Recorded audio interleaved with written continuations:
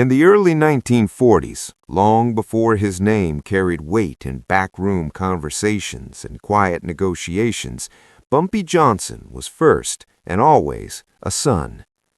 Harlem itself was a living pulse, jazz drifting from open windows, children playing stickball in narrow streets, and mothers calling their families in before the streetlights flickered awake.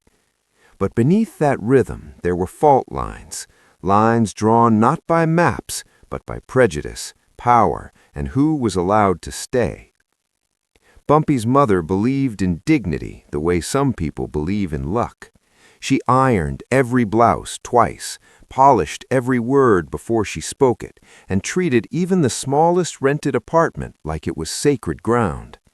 Their brownstone unit was modest, cracked paint near the windowsill, a radiator that hissed like it had secrets, but it was clean, orderly, and filled with the scent of collard greens and starch. The landlord did not see that. He saw only what he had been taught to see, a woman who, in his eyes, did not belong in a building he imagined belonged to someone else. His visits became colder, his tone sharpened. Complaints appeared where none had existed before: noise, visitors, late rent, even when rent was paid early and the home remained as quiet as a library. One gray afternoon, when Harlem's sky hung heavy like it carried unfinished business, the notice came. It wasn't loud, it wasn't dramatic, it was simply taped to the door. Eviction. No real explanation, no real conversation, just a decision wrapped in authority. Bumpy stood there reading it twice, then 3 times. He was not yet the man people would later whisper about. He was a young man with sharp eyes and a sharper memory. He noticed how the landlord avoided eye contact. He noticed how neighbors watched from half-open doors but said nothing. He noticed how his mother's hands trembled, not from fear, but from humiliation. She did not cry in front of the landlord. She folded the notice carefully, as if it were something valuable, and placed it on the kitchen table. "We will handle this with grace," she said softly. Grace. That word echoed inside Bumpy louder than any threat ever could, because he understood something that day. Injustice rarely shouts, it whispers, it smiles politely, it hides behind rules and paperwork.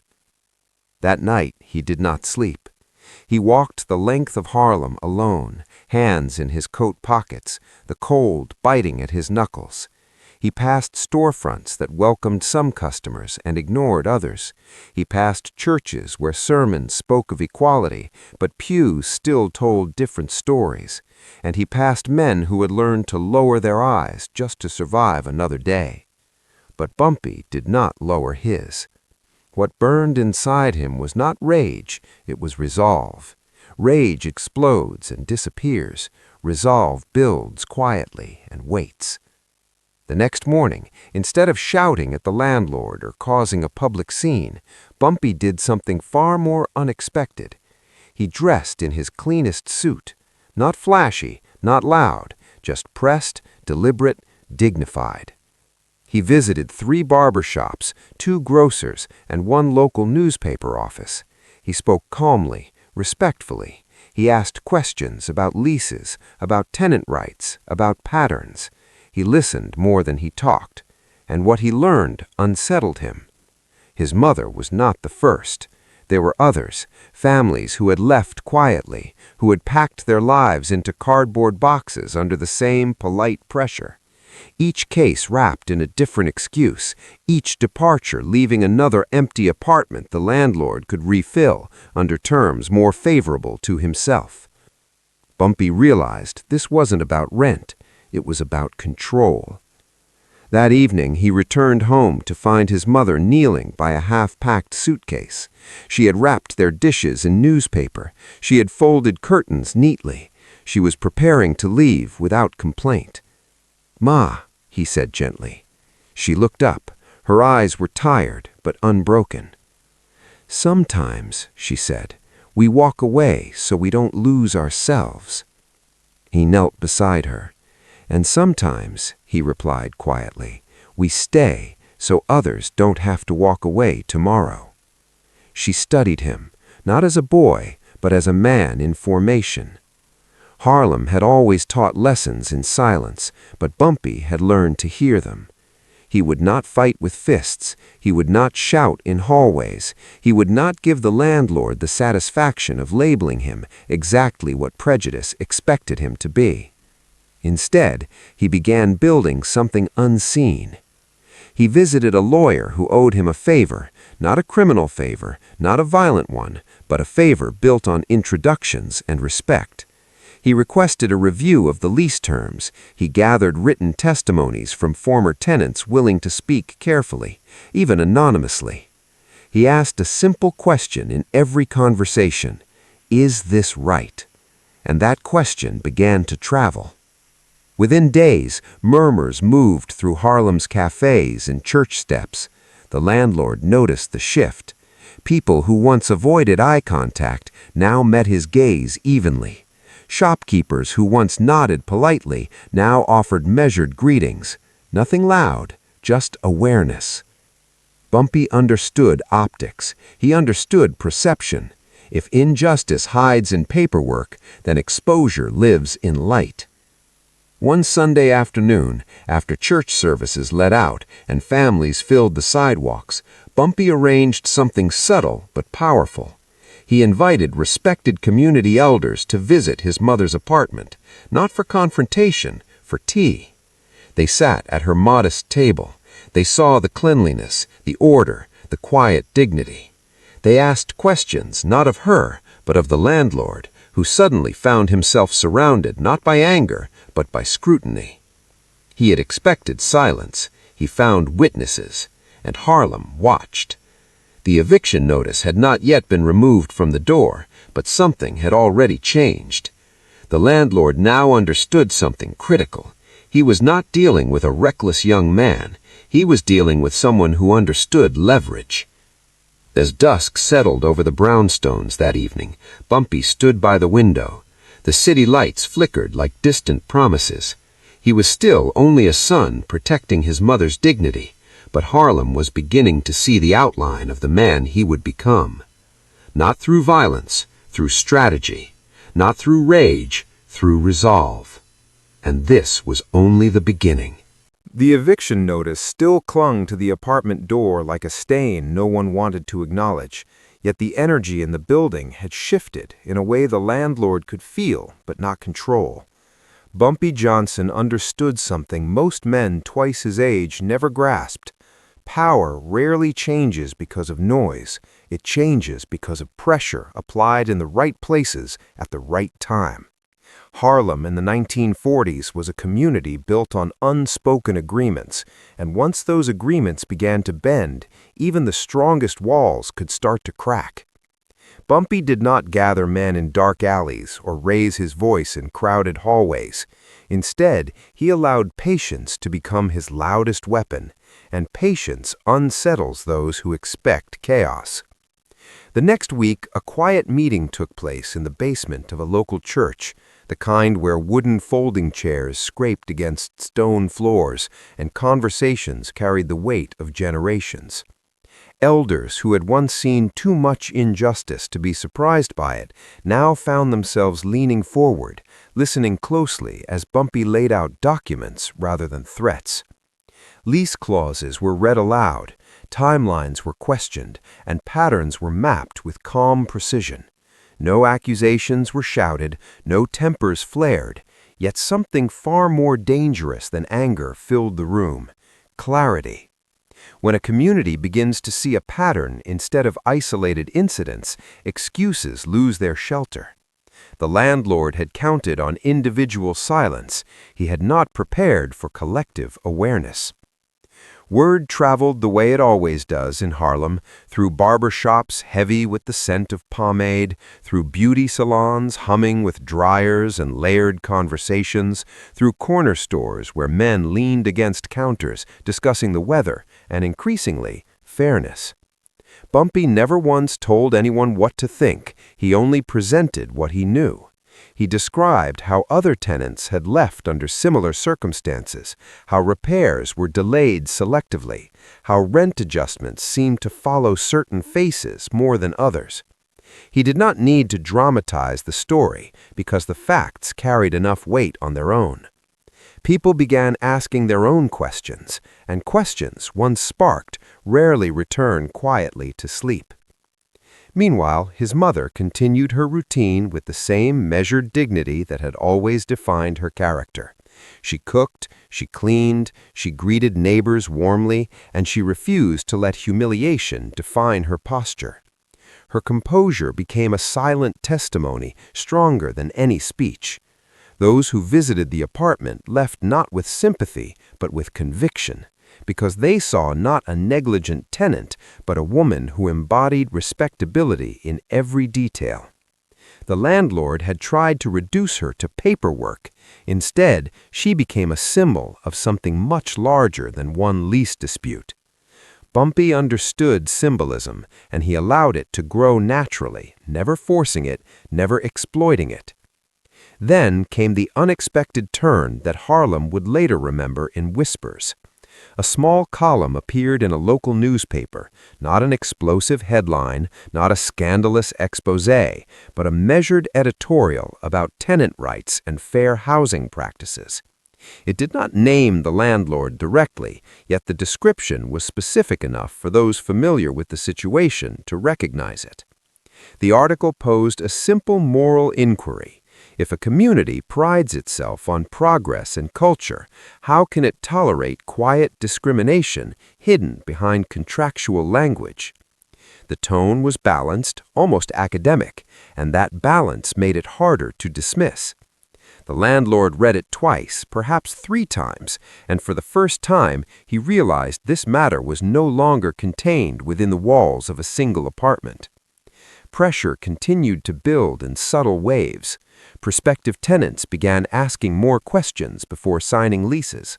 Community members accompanied friends to meetings with landlords. Conversations shifted from resignation to awareness. None of this was chaotic, yet it disrupted the comfort of routine. The landlord found himself facing polite but firm inquiries, and politeness can be far more intimidating than confrontation because it leaves no excuse for retaliation. He could not claim harassment, he could not point to threats, he could not paint Bumpy as reckless. All he could feel was the tightening of a situation he no longer controlled. Bumpy's approach remained consistent: calm presence, strategic conversation, and visible respect. He knew that any sign of aggression would collapse the credibility he had carefully constructed. Instead, he visited the landlord directly one afternoon, not to argue, but to discuss. The meeting was brief and carried out in measured tones. Bumpy referenced clauses, mentioned community concerns, and expressed a willingness to resolve the matter privately and respectfully. There was no raised voice, yet the landlord sensed something heavier than anger in that room: accountability. Accountability is uncomfortable because it demands explanation, and explanation was precisely what the landlord had avoided from the beginning. As days turned into another week, the eviction timeline began to blur. Deadlines that had once seemed rigid now felt negotiable. Notices were not enforced with the same urgency. The landlord, who had once stood confidently behind paperwork, now hesitated before each next step. He understood that proceeding too aggressively might invite deeper scrutiny, and scrutiny thrives in environments where documentation tells a different story than intention. Harlem, watching quietly, began to recognize that something unusual was unfolding, a dispute handled not with violence or spectacle, but with calculated patience and communal solidarity. One evening, as golden light filtered through the apartment window and dust particles floated in quiet suspension, Bumpy sat across from his mother at the small kitchen table where this story had first taken shape. The eviction notice remained folded beside a teacup, yet its authority seemed diminished. His mother studied his son with a mixture of pride and caution, aware that strategy carries its own risks. He assured her that dignity would remain intact, that no line would be crossed that could stain their name or their peace. She nodded slowly, understanding that the battle unfolding was less about one apartment and more about establishing a boundary that others could lean on in the future. By the end of that week, the landlord made an unexpected decision. The eviction was suspended pending further review, a phrase chosen carefully to preserve pride while conceding ground. It was not a dramatic reversal announced to the public. It was a quiet retreat, subtle enough to save face, yet clear enough to signal change. Harlem noticed. They noticed because the pattern had been interrupted, and interruptions create new possibilities. Bumpy did not celebrate loudly. He simply continued as before, greeting neighbors, maintaining composure, reinforcing the lesson that strength does not always require spectacle. What shocked Harlem was not retaliation or revenge. It was restraint paired with effectiveness.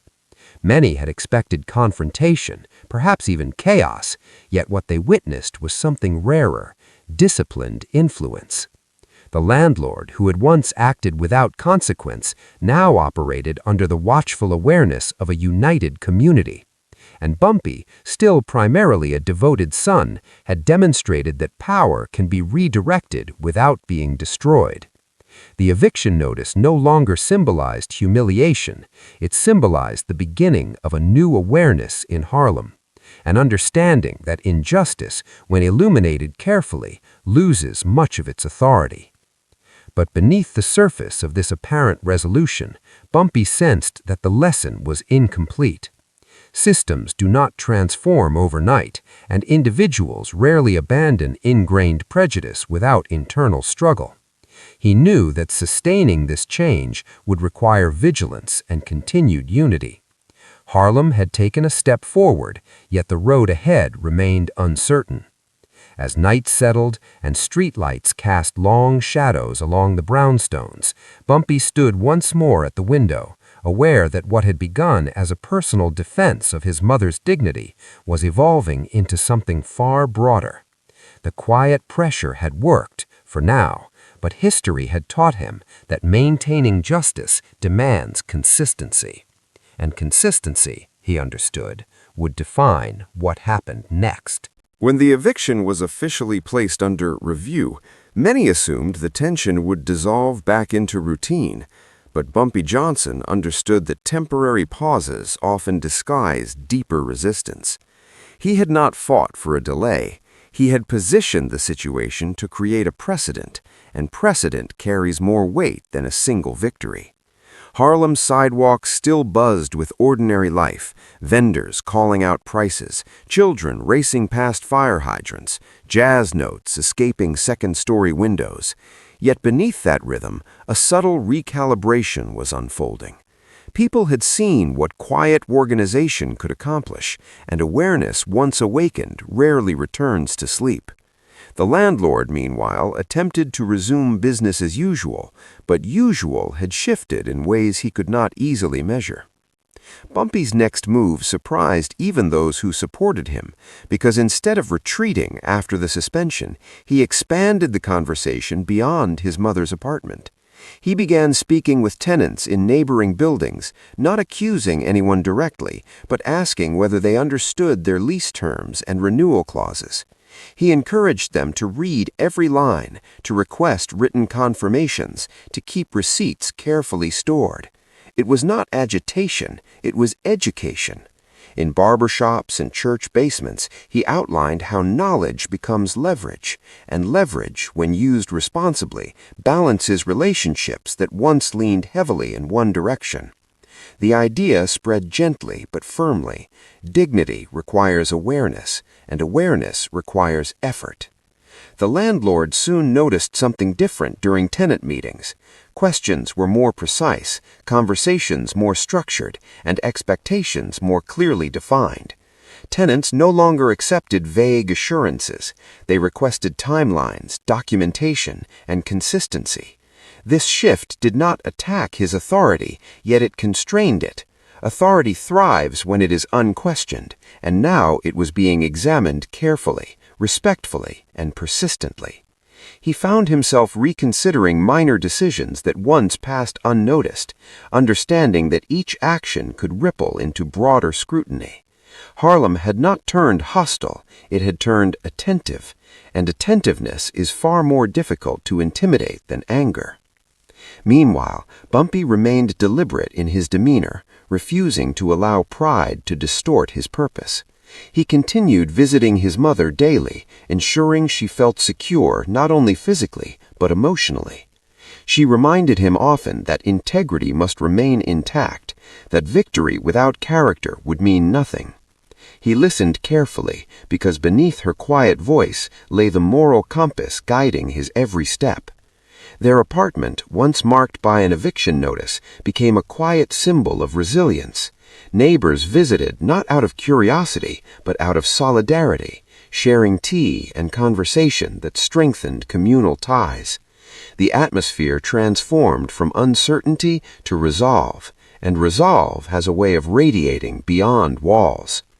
As weeks passed, something unexpected occurred. The landlord began making small concessions across his properties. Repairs were addressed more promptly, lease terms clarified more transparently, and communication improved noticeably. No public apology was offered, yet actions signaled a recalibration of priorities. Harlem observed the changes closely, recognizing that influence had been exerted without spectacle. Bumpy did not claim credit, nor did he posture publicly. He understood that lasting change often emerges when ego steps aside. The goal had never been humiliation, it had been correction, and correction was quietly taking root. However, a deeper challenge surfaced when another family in a nearby building faced a similar eviction notice. The pattern threatened to re-emerge, testing whether the previous resolution had truly shifted the underlying dynamic. Bumpy responded not with outrage, but with structure. He helped the family review their lease, connected them with the same lawyer who had assisted before, and encouraged community elders to observe proceedings calmly. The process unfolded methodically, mirroring the earlier strategy, but with greater efficiency. The landlord, now aware of the watchful environment, reconsidered the notice more swiftly, understanding that repetition would amplify scrutiny rather than diminish it. This second incident solidified something powerful within Harlem, the realization that unity applied consistently can reshape behavior more effectively than sporadic protest. Bumpy's reputation grew not as a man who sought confrontation, but as someone who valued order and fairness. Even those who disagreed with his methods acknowledged his discipline. He avoided inflammatory language, choosing instead to frame discussions around shared standards and mutual respect. This approach disarmed opposition because it left little room for defensive narratives. He was not challenging ownership, he was advocating accountability, and accountability, when articulated calmly, becomes difficult to refute. In private moments, Bumpy reflected on how easily this situation could have escalated differently. A single impulsive reaction might have confirmed stereotypes and undermined credibility. Instead, restraint had elevated his influence. He recognized that leadership is less about dominance and more about alignment, aligning facts with principle, aligning community with purpose, aligning emotion with strategy. Harlem began to see him not merely as a protective son, but as a measured thinker, capable of navigating complexity without losing composure. That perception carried weight far beyond one housing dispute. One evening, as twilight settled over the brownstones and street lamps cast warm halos against brick facades, Bumpy stood outside his mother's building, observing neighbors exchanging greetings. There was a subtle confidence in their posture, a steadiness that had not been present weeks earlier. The eviction notice that once symbolized vulnerability now represented a turning point, a moment when fear had been replaced by informed unity. His mother joined him on the stoop, resting a gentle hand on his arm, and together they watched children play beneath the fading light. She did not speak of victory, She spoke of responsibility, reminding him that influence must be guarded carefully, lest it become indistinguishable from the power it once resisted. The landlord, too, had changed in ways both visible and internal. He conducted his business with greater caution, aware that his decisions were no longer isolated from community awareness. While prejudice does not vanish overnight, behavior adjusts when consequences become tangible. Harlem had demonstrated that measured persistence can recalibrate relationships without descending into chaos. Bumpy understood that this transformation was fragile, requiring continued engagement and ethical consistency. The standard had been set, and standards demand maintenance. As night deepened and the city's hum softened into a steady rhythm, Bumpy felt the weight of what had unfolded. What began as a personal defense had evolved into a communal standard that could not be easily ignored. He had proven that dignity defended intelligently could ripple outward, reshaping expectations and redefining norms. Yet he also sensed that leadership invites further tests, and the path ahead would not be free of complexity. Harlem had witnessed something rare: strength without spectacle, firmness without fury, and the memory of it would linger long after the paperwork faded. The question now was not whether he could defend one household, but whether he could sustain a standard that protected many, and that realization marked the true beginning of his broader influence. By the time autumn settled over Harlem and the air carried that crisp edge that makes footsteps sound sharper against pavement, what had begun as a single eviction notice had transformed into something far more enduring than a housing dispute. Bumpy Johnson had not delivered fiery speeches, had not rallied crowds with dramatic gestures, and had not sought recognition for what he had quietly orchestrated. Instead, he had established a rhythm of accountability that continued to echo long after the initial tension subsided. The landlord, once comfortable behind technicalities and selective enforcement, now operated within a new atmosphere where transparency was expected rather than optional. And that shift did not happen because of intimidation, but because of sustained, disciplined attention from a united community that had discovered its own leverage. In the weeks that followed the second withdrawn eviction, Harlem experienced a subtle strengthening of its internal bonds, the kind that does not make headlines but reshapes daily interactions. Tenants began forming informal associations, gathering monthly not to protest but to share updates about leases, repairs, and rights. Churches offered informational sessions on housing policies, and local newspapers continued publishing measured pieces about fairness and responsibility. Bumpy did not position himself at the center of these developments. He preferred to remain slightly to the side, guiding conversations when necessary and stepping back when momentum carried itself forward. He understood that movements built around one personality fade when that personality steps away, but movements rooted in shared understanding endure beyond any single name. His mother, whose quiet dignity had sparked the entire sequence of events, continued living as she always had, her routines unchanged, her posture steady, her presence grounding. Neighbors who once whispered sympathies now spoke with assurance, aware that their collective voice mattered. She never framed what happened as triumph. She called it alignment, a moment when fairness briefly caught up with intention. Her humility reminded Bumpy daily that influence must be tethered to principle, and he carried that reminder into every subsequent interaction.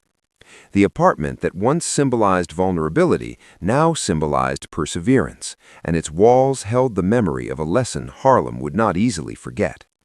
The landlord, for his part, faced a choice between stubborn resistance and adaptive recalibration, and though pride lingered beneath the surface, practicality prevailed. He began consulting advisors more carefully, reviewing policies, and avoiding decisions that could reignite scrutiny. It would be inaccurate to say his mindset transformed overnight, yet behavior shifted in measurable ways.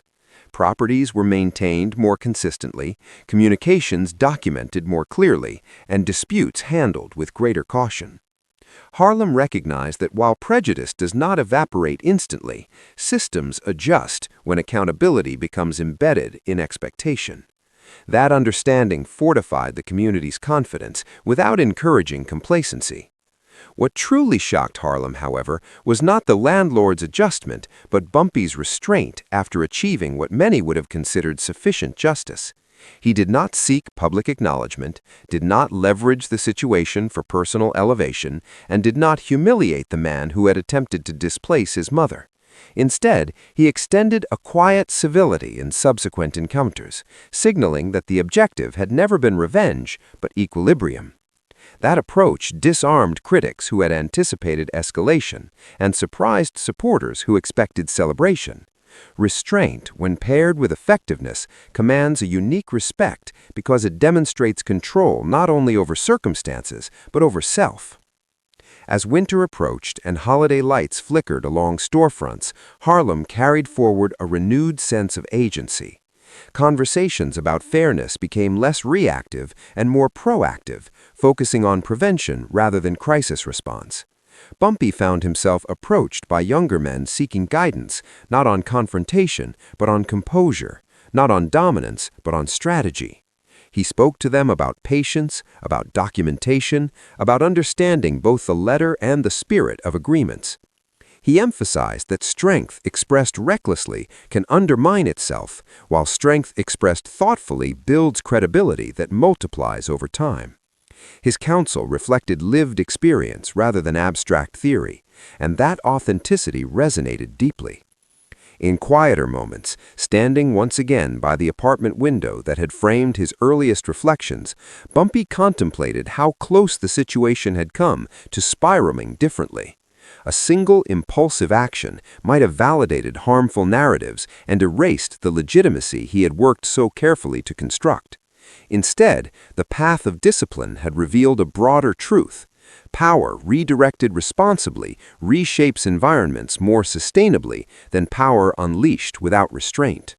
Harlem's transformation, though incremental, illustrated that informed unity can recalibrate imbalanced dynamics without surrendering dignity. The legacy of that season extended beyond housing policies and landlord behavior. It embedded itself in the collective memory of a community that learned its own capacity. Parents recounted the story to their children not as a tale of confrontation, but as a lesson in composure and coordination.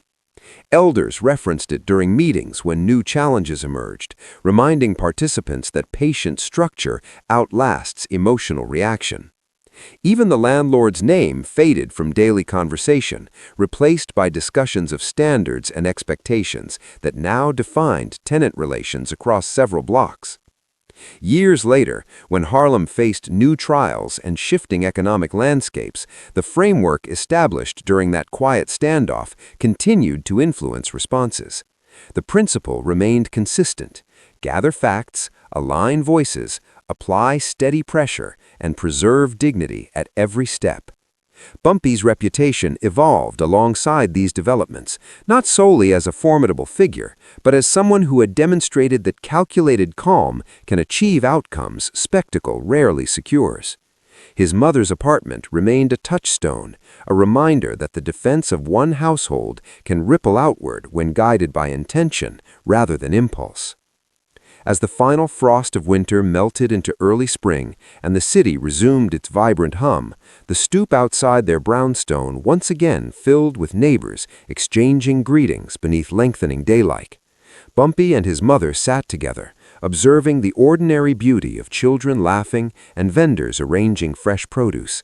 There were no banners, no public declarations marking what had transpired months before, yet the atmosphere carried a quiet assurance. Harlem had witnessed the impact of restraint fused with resolve, and that memory strengthened its posture moving forward. In the end, what shocked Harlem was not retaliation, but revelation. The revelation that discipline can outmaneuver discrimination, that informed unity can recalibrate authority, and that dignity defended thoughtfully becomes contagious.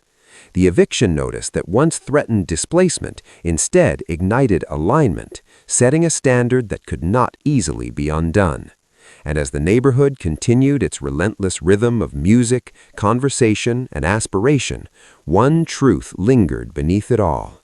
When pressure builds quietly and purpose remains clear, the most lasting victories are those that reshape the ground beneath everyone's feet without ever raising a fist.